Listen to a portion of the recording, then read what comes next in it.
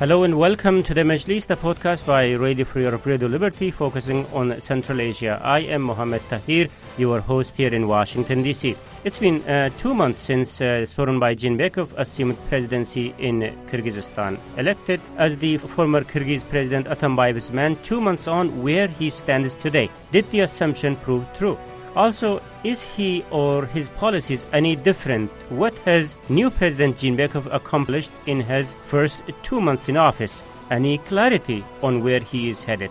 This is what we plan to discuss in coming 30-40 minutes. So without further ado, let me welcome my guests. To discuss all these, from Bishkek, I'm joined by Medet Toliganov. He is an assistant professor of international and comparative studies at the American University of Central Asia. From Istanbul, Turkey, Mihra Ritman is with us, who is the Central Asia researcher at the Human Rights Watch. From Prague, Bruce Pannier is joining us, who is the editor of Radio Free Europe, Radio Liberty's Central Asia blog called Kışlak Ovazi. Colleagues, welcome on board. So 2 months on, Medet, what did President Jeenbekov accomplished? I will ask all of you the same question, focusing on your areas of expertise. So let's start with you, Medet. Tell us, please, keeping the function of the government and political atmosphere in mind. He didn't have any major political actions taken during this period. He's just trying to show himself and show up as a person who is hardworking, coming to work at 7:30 in the morning and trying to show that he's a hardworking person.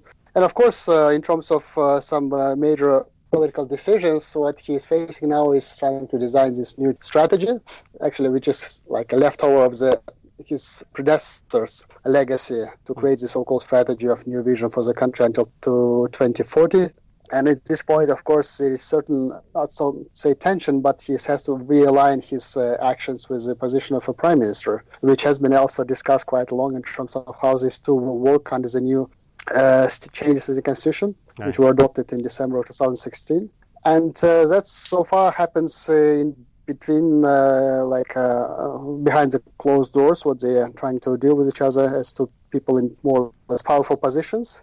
And then there is another issue, of course, how he is dealing with the new personnel. That's also a sign of whether he is considered to be still like a puppet of the previous president or not, because seemingly he's still surrounded by appointees from the past. And even just recent speeches by his chief of staff, who just commented by Farid Niyazov that the long-expected convention of the Social Democratic Party, headed by previous President Atambayev, and would be held in January, or now it postponed to April. Even these comments of Chief of Staff of President Jeenbekov, who is commenting that ex-President Atambayev will be speaking and will be seemingly appointed and reappointed as a leader of the party as that convention, somehow puts the current incumbent president in a bit awkward position.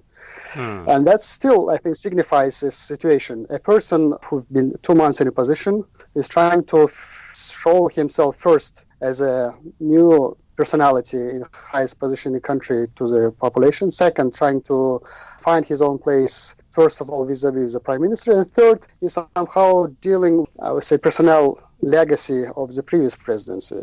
And in the third one, he's quite cautious. I haven't seen his own daring reappointments. He just appointed a couple of people, mostly like advisors, and has not been touching yet nomenclature or creatures of the previous president.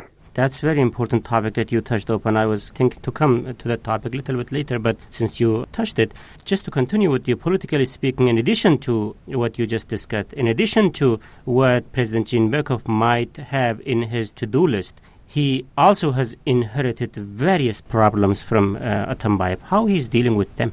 I mean, obviously, you have some of your own points, but when I talk about that, the first thing comes to my mind is the confrontation with Kazakhstan and confrontation locally, like with Babanov, with the opposition figures and all these. Probably you have some few other points to add. Feel free. Yeah. I think that somehow the previous problems were just resolved by the fact of the succession, because that was expected to be a major obstacle to be removed in regard to the bilateral relations with Kazakhstan once inauguration happened, and then visits of Jeenbekov first to Minsk during this multilateral meeting. He met with Nazarbayev, and then he trip there, and then it's somehow resolved. Of course, it didn't leave still this aftertaste of how a country becomes vulnerable to various whims of political decisions of our neighbors' leaders. but at least the immediate crisis has been resolved. With political opposition, I think many of the things have been happening under the previous president. Yeah. And the whole things, the process was set in motion at that time. So the current president seemingly hasn't been doing himself almost nothing. Because what has been happening with Babanov, seemingly is a way of trying to squeeze him out politically, and also, possibly in terms of his business interest in the country, that many of that was happening before inauguration. And if something is still ongoing nowadays, I think it's just some orders or plan which has been being carried out from the design made many months ago.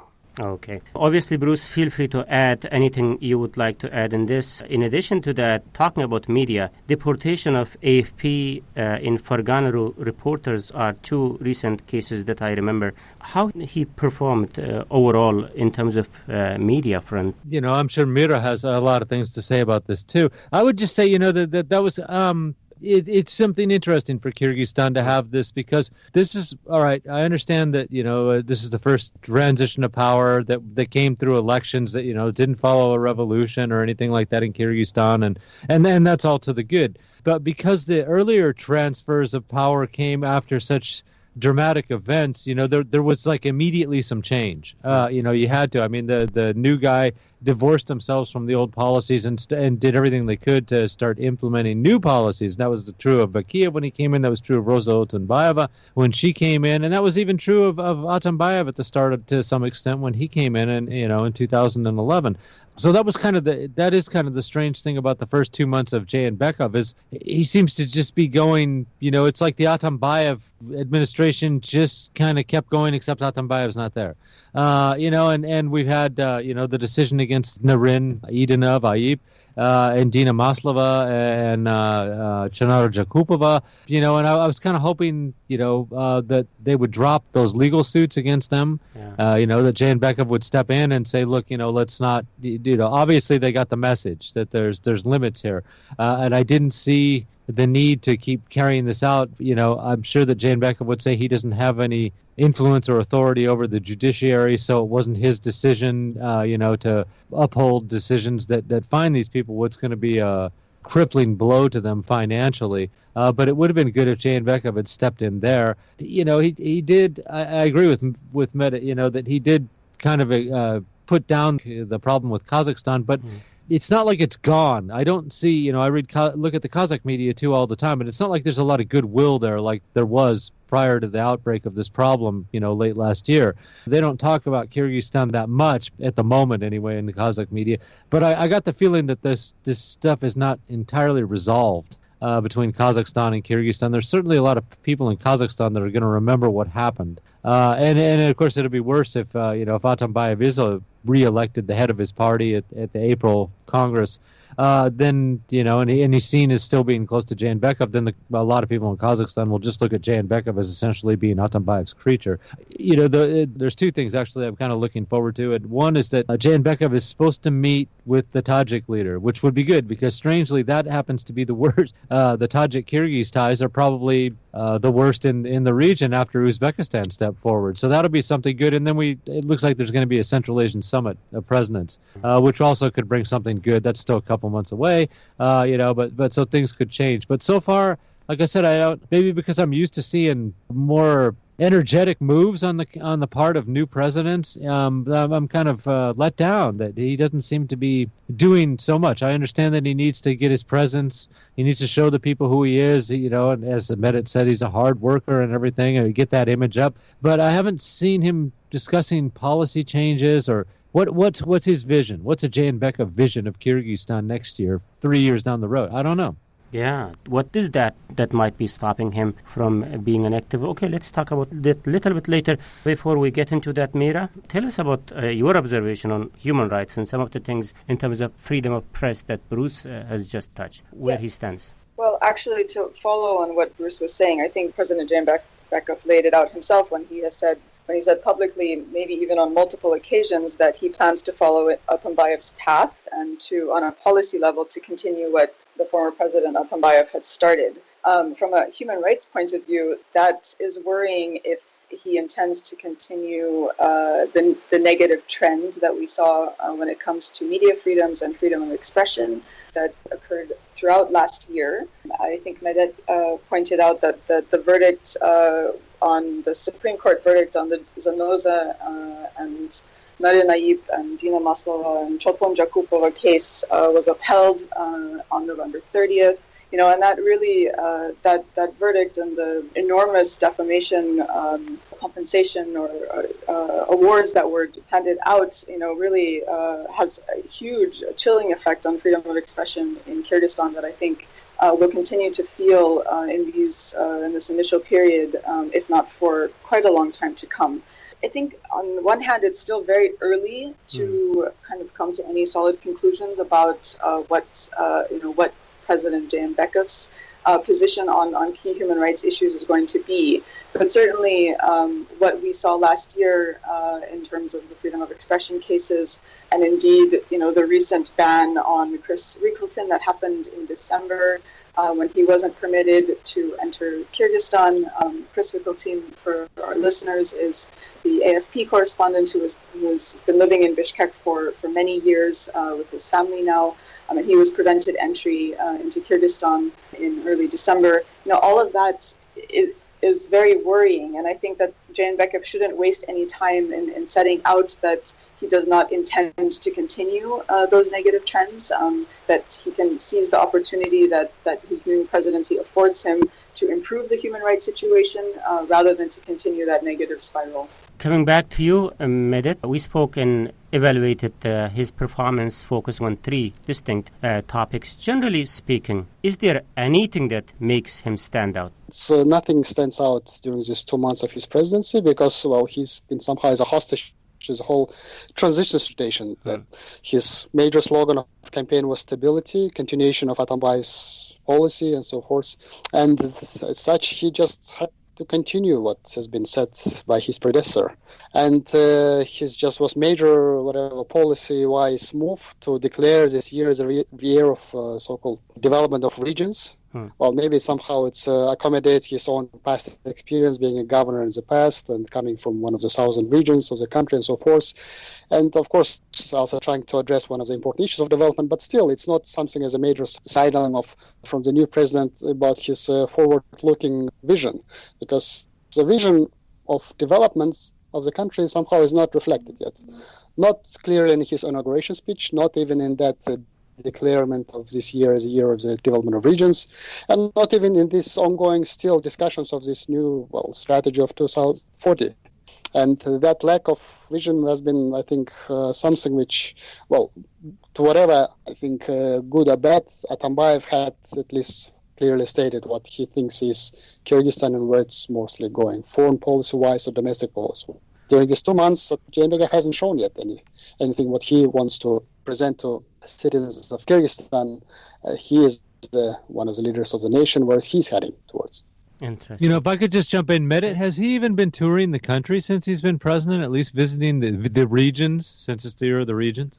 I think not. If my memory is not letting me down, no, I think he was not, going, at least not in extensive tours. Oh. Okay, thanks. I didn't remember that either, so I guess it hasn't happened. How he treats cameras, reporters? Does he talk to not journalists? Yet. Maybe just today, because as I already mentioned in the beginning before joining our audience, that due to the unusual low temperatures, schools were cancelled, and he just was one camera moment, and when he met with the Minister of Emergency, and unlike last year's Atambayev's picture in front of the cameras, he was not sitting at his desk, separated by his working desk and invitee. He was sitting at a side table, so somehow he was trying to show that he's not presenting upfront his authority as a president. Also, he's trying to show that he's functioning as a president. Whenever something as emergency happens, he's trying to show that he immediately reacts.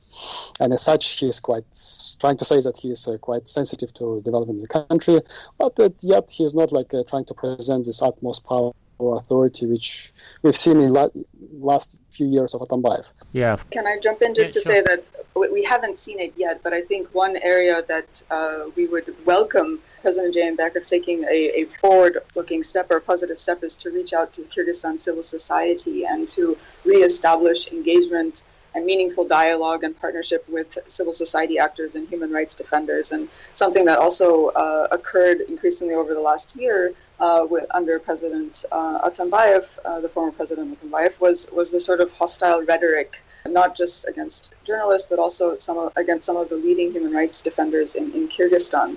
We haven't seen it yet. It's, as I said, it's still early days in the Jeenbekov presidency, but I don't think that there's, that he need wait longer to reach out to, one of the pillars here and engage with civil society activists and let them know that he is open to their criticism and their input and their recommendations. That's really an important development. And he could also move by examining the bans in place on foreign human rights defenders and journalists that have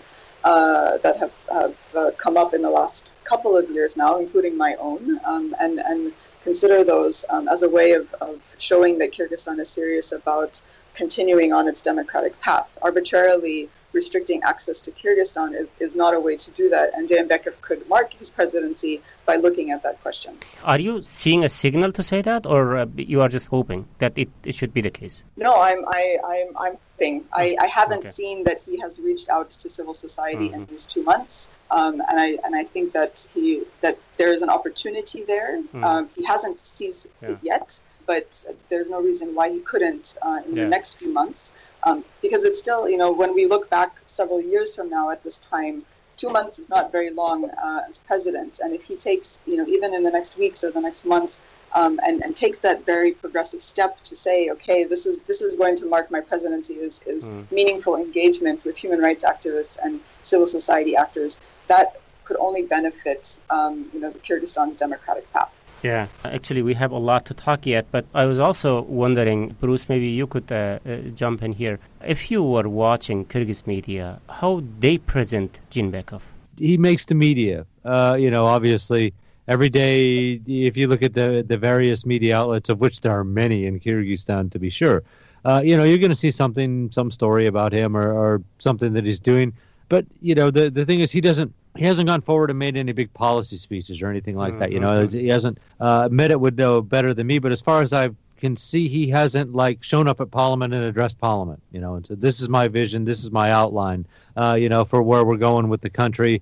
Although he does seem to have some strategy that I've seen mentioned in the media. But you're the new guy and you're trying to make an impression and show everyone who's in charge and stuff. It's a good time to get out in public and have the media, invite them to come in and say, all right, let me talk to you about where we're going. What I see is the future of Kyrgyzstan and how this is all going to work out. And a lot of high-profile visits if he can. I mentioned he hasn't really traveled around the country. Fine, he was campaigning last year, but he won. And so you have to do it again. You got to go out. He needs to go to Talas and tell the people in Talas they're Kyrgyz citizens too. And without mentioning probably the fact that Atambayev said if the people weren't happy, they could move to Kazakhstan. But, just try to say, okay, you guys you're part of the country. And sooner or later, he's probably should address the Uzbek community specifically and individually, especially since he wants better ties with Uzbekistan. They became an unfortunate part of the last campaign.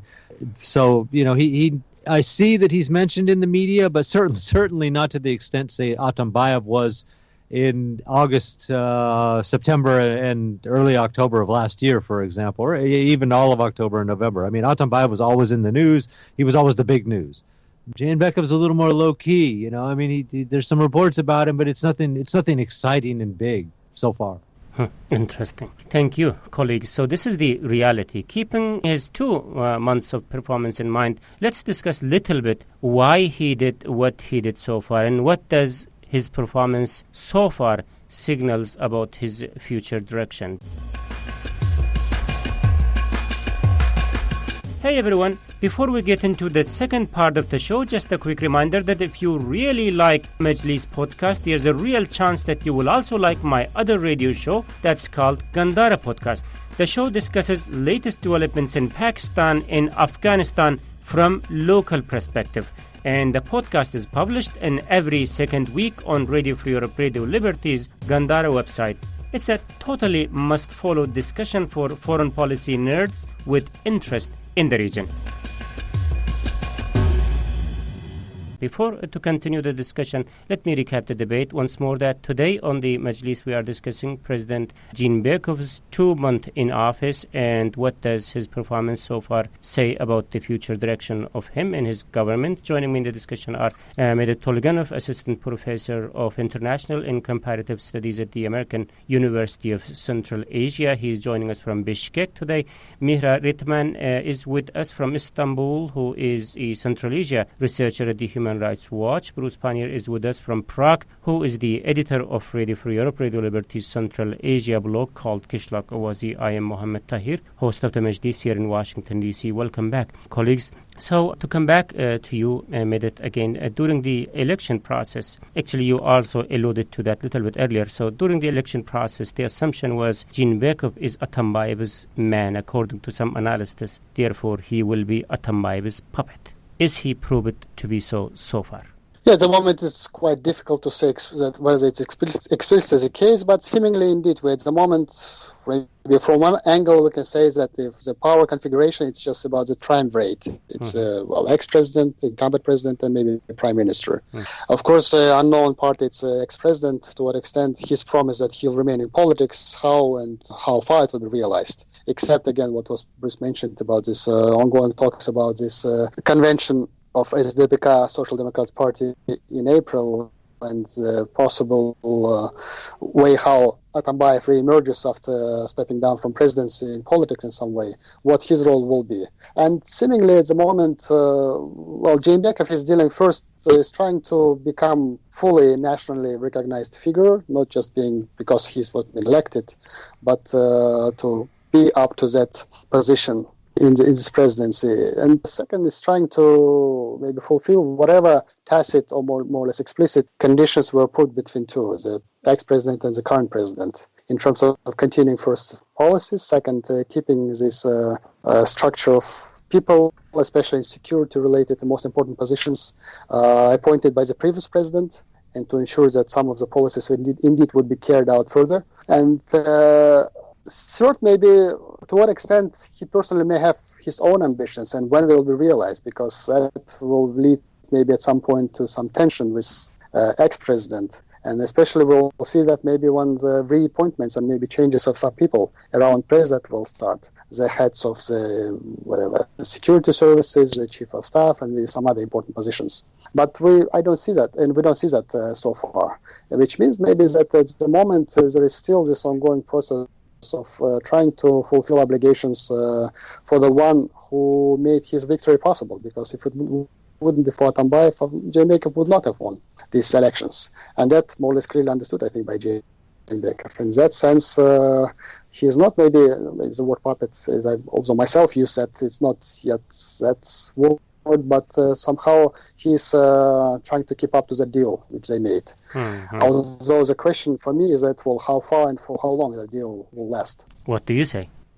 Well, I think let's give, let's say, half a year, because during that period we'll see something which is not yet known, well, at least for me, that what is the level of his personal ambitions. Second is that what is the level of his own personal vulnerability to match his ambitions. Mira mentioned about the need to meet with civil society, which is I talked with someone who's a long-working civil society leader, and she was mentioning that, well, it's interesting indeed that all past presidents in the immediately new first years of presidency, they were somehow working with civil society and meeting with them, even at Atambayev in 2000, I think, when it was 13, and Bakiyev at some point before constitutional changes in 2007 and so forth. But that, I think, was coming from the position of vulnerability of early presidencies. We need to build some alliances and to reach out to some more or less active and strong leaders of society, within civil society, maybe within some part of the neutral political elite, etc. And whether that will be the case for Jeenbekov, well, I think, again, it depends on his own personal ambitions, how far and when he wants to become more or less standalone and quite active politician. And then I think it will also depend on how that structure, which was created by Atambayev, will find all of that power configuration created and designed by Atambayev, but things will erode naturally, I think. That those who were loyal will become at least neutral and maybe disloyal at some point. So I would give maybe a half a year and then see all of that to come. Mm-hmm. Bruce, what's your thinking on this? Like, will Jeenbekov ever will want to be independent from Atambayev? And if that is the case, how the separation will look like? Well, I would certainly hope that he would want that, without a doubt, because, there are some things that he needs that for Kyrgyzstan's sake, he's going to need to break with some of Atambayev's policies. So I would hope that he would do this sooner rather than later.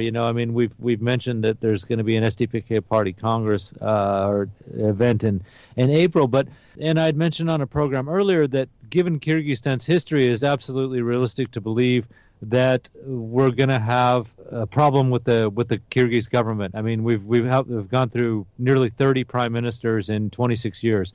So one would assume that we're going to have this again. Jeenbekov, when he was prime minister, actually lasted probably longer than anybody else ever had. I'm trying to remember exactly, but he made it for a year and a half as prime minister. That's not typical for Kyrgyzstan. Now, when the prime minister goes, you're going to, that's, as mentioned, then you have to appoint a new government because you're going to need a new prime minister. I would hope that he would use that opportunity to put some of his people in and maybe give himself some better support within the government to move in a direction that he wants to go into, because, again, he is following Atambayev's policies. I understand without Atambayev's help, he wouldn't have got in.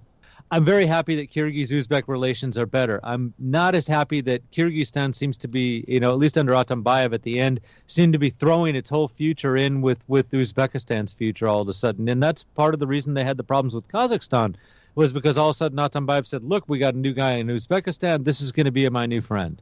Given Kyrgyz-Uzbek relations over 25 years, it's a little, that's too much of a jump too quick.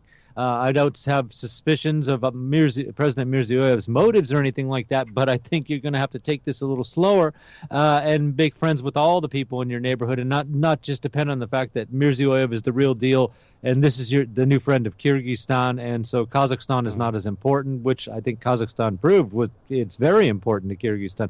There's a few things like that, and there's some rights issues that he needs to address, which would make him and Kyrgyzstan look better in the international community. Letting Chris Rickleton back in, letting Mira back in, for instance. I mean, Mira was really the prototype of keeping foreigners out, and releasing, possibly giving an amnesty to Azim Jan Askarov sometime, the ethnic Uzbek community leader who's in jail. Yeah. These things look good for the international community and look good for Kyrgyzstan's reputation. There's been a lot of talk lately that Kyrgyzstan is no longer the island of democracy. If it is better than the other countries, it's less better than it was a year ago, and this is concerning. Yeah, can he? Mira, sorry, Mohammed. Can I jump in on just one quick thing about the Azim Jan Askarov case? I think it's not just a question of looking good in the eyes of the international community. Kyrgyzstan took upon itself obligations to fulfill the UN Human Rights Convention, and there is a UN Human Rights Committee decision that has called expressly on Kyrgyzstan to release Azim Jan Askarov and to quash his conviction. The committee found that he had been arbitrarily detained, tortured in custody, and denied a fair trial, and he's been languishing in prison for far too many years, and especially these last 2 years since that decision was rendered down. And so I just wanted to sort of underscore that it would have the added benefit of reaffirming Kyrgyzstan's commitment to international norms in the eyes of the international community, but there's also a responsibility on the part of government to act on that decision. So I wanted to just stress that point. Yeah, you say that it's too early to pass judgment on how the future of this government or the direction of this government might look like. But based on his performance of the past 2 months, speaking your area of interest, what's your realistic interpretation sounds like or looks like on where he is headed? Well, unfortunately, over the last 2 months, we've seen mostly inaction on key human rights issues on the part of President Jeenbekov. There hasn't been any sort of definitive shift in policy to suggest that he is going to change course from Atambayev's legacy, and that's disappointing. But it also follows that it is not too late. And Bruce and others in our discussion have laid out some of the steps that he could take to right those wrongs, so to speak. Human Rights Watch sent President Jeenbekov a letter quite early on after he assumed the post of president in December, laying out some of the areas that we would like him to see action on. Both sort of immediate issues relating to freedom of expression and freedom of the media, and as in John Askar's case, but also longer-standing issues related to torture and other issues. And that's on our website, and we hope that President Jeenbekov will take those comments in mind as he takes up, hopefully, becomes more active on these issues. And that's the onus is on him right now to show his constituents that he is going to act on human rights, his obligations that Kyrgyzstan has assumed under international human rights law. He also during his campaign period, as part of his platform, nodded to human rights standards, and we would like to see him fulfill some of those claims that he made. For example, he said that his goal as president would be to create a state where human rights are respected on democratic principles. Well, in 2 months, he hasn't reassured me, at any rate, that he is really committed to living up to the full spectrum of human rights that Kyrgyzstan has taken upon itself to uphold. So, but I don't want to lose hope that it's too late. This is an opportunity. We have a new president in Kyrgyzstan. And he should make good on some of those promises, and at the very least on Kyrgyzstan's international rights and on the human rights front. Right. Bruce, Medet, on your thinking, based on the past 2 months of performance that we have seen Jeenbekov in office, so based on that, what is your prediction where he is headed going forward? Yeah, I think will matter of personal ambitions of Jeenbekov. To what extent he has it, and then how we'll project that ambition in a short time period. Because maybe 2 first months was too early in his new position, and he didn't have his own plan. Even his first speech in the electoral campaign, after he was declared that he won elections, that even few speeches, that his first speech shows that he was not ready for the victory. And that maybe somehow marked this insignificance of his stance during these first months. But maybe if he'll build up his own personal ambitions, that will lead to whatever we've been discussing so far. An ability to try to go away from the legacy of Atambayev, maybe trying to show that he's somehow different. Of course, he will not go confrontational, but somehow to distinguish himself. That will be maybe, I think, my major point on this, that his personal ambitions maybe will lead to first trying to show he's different, and the second, he needs to rely maybe on alliances with some new forces, which has not built so far by Atambayev. But just wondering, what would be the signs that he is trying to distinguish himself from Atambayev or from his policies? So what are the signs we should be looking at?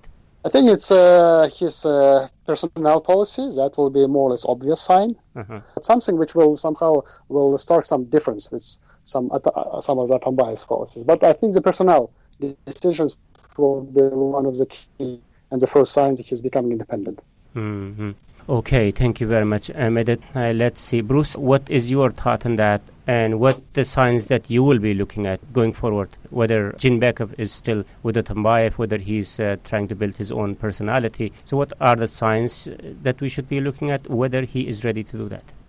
Certainly he's got to get out in front of the camera and in front of the microphone a little bit more. He's not a charismatic figure. And hopefully that'll change. But when you see him, and even when he speaks, he doesn't look energetic or anything like that. Now, that doesn't mean that he's not. He could actually be that kind of person. He needs to introduce some of his own initiatives. He needs to be enthusiastic in front of the people and try to convince people that he's got ideas that are going to change the country. I mean, Kyrgyzstan, like every country in Central Asia, has a lot of problems that they need to have resolved. Economic first and foremost. And he's going to need to present his own ideas, which differ, significantly, clearly from the ideas of Atambayev to move the country forward. I mean, he's carrying a lot of Atambayev's baggage, with him, and he needs to get rid of that as fast as possible. And again, I really look for when the first prime minister goes down, and it's impossible for me to believe that they're going to have the same prime minister they can't, because they're going to, in any case, they would have parliamentary elections in 2020, and Jeenbekov would still be in, but I doubt that even by the end of this year that'll be true, given precedent in Kyrgyzstan. And when he has a chance to form a new government, he's got to get his own people that he knows and trusts. Let's face it, even his prime minister he inherited from Atambayev, so he's got to get some of his own people in there. He's got to be dynamic, and he's got to show people, I have an idea and I have a vision for your future, and that's why you want me to stay as your president, because I have a plan. When he does that, what reaction you expect from Atambayev? Well, hopefully by then it won't matter what Atambayev thinks. If he does this right, then he can keep Atambayev as a friend, and he can be maybe even a consultant. But, no one wants a regent, that's behind the scenes running the country. That's not what they voted for in October, and that's not, the Kyrgyz people. You can't fool them, they've already ousted 2 other governments, and they've shown that they have a limit to their patience. So you're going to have something to say to them that gives them confidence that their future is probably better leaving you in power some way, even a little bit, but some way that they're better off with you than with somebody else. With this note, thank you very much, Bruce Pannier, editor of Radio Free Europe, Radio Liberty's Central Asia blog, Kishlak Owazi. And big thanks goes to Medet Toliganov, Assistant Professor of International and Comparative Studies at the American University of Central Asia, and Mihra Ritman, Central Asia researcher at the Human Rights Watch. Thank you, colleagues, for your time in Thoughts today. Thank you. Thank you so much. Thank you. Thank you very much. And this is from me, Mohammed Tahir, host of the Majlis, Radio Free Europe, Radio Liberty Central Asia podcast. Until next week, bye-bye.